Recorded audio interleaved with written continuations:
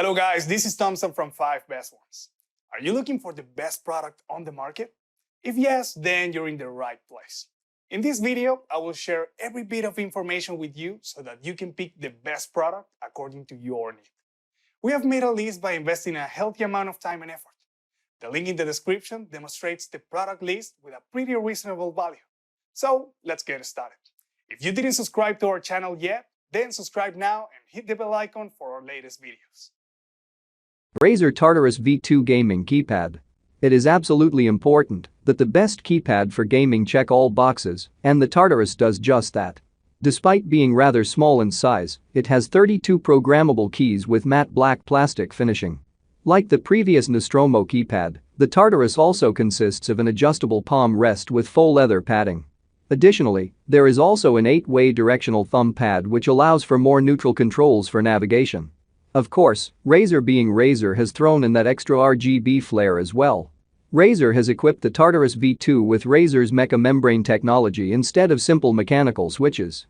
In all honesty, that is the only place where the Tartarus V2 might lag behind for some. Mecha mechanical switches mimic the feel of the clicky mechanical switches, but it's just not that. The 32 keys are fully programmable and are made even more fun with a feature called Hypershift. Logitech G13 programmable game board with LCD display. With 25 programmable keys, the G13 is also a very customizable option for one-handed gaming. The keys are molded into a slightly curved shape to make them easier to press and reach. The G13 has a rubber palm and wrist rest, however, there isn't much padding about them.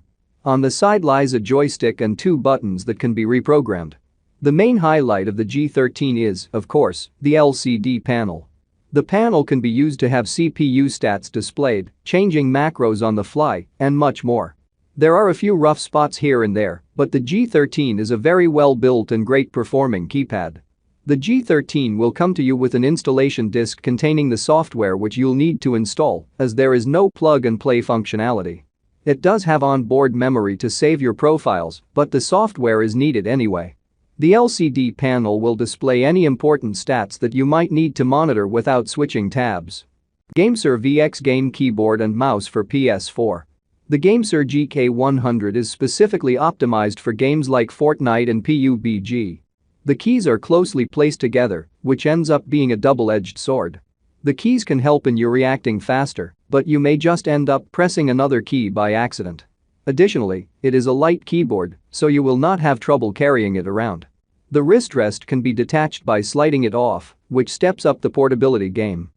GameSir Z1. The GameSir Z1 keypad has 29 keys on it, and it is a half keyboard. On the right corner are 4 programmable keys labeled G1 to G4. These can be used to assign macros and remap them. This keyboard has been designed with ergonomics in mind. It has a large detachable wrist rest, and the space key is on the corner. The WASD keys are textured. Additionally, there is also a USB connection in the right corner. This keyboard can be used with a USB connection and with a Bluetooth connection. It has a 2000 mAh battery which allows the wireless connection.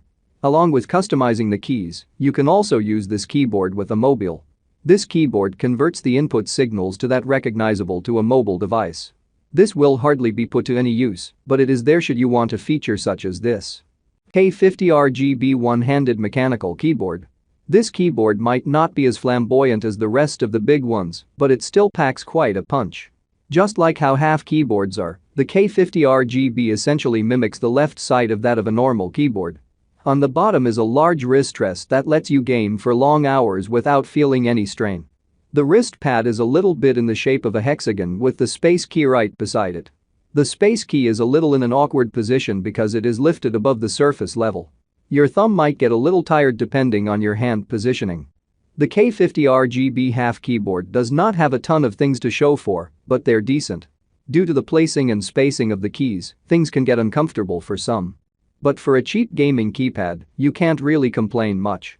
The man will provide you with instructions on how to add and define the macro keys. There are 7 different colors and 5 different modes for backlit lighting to choose from.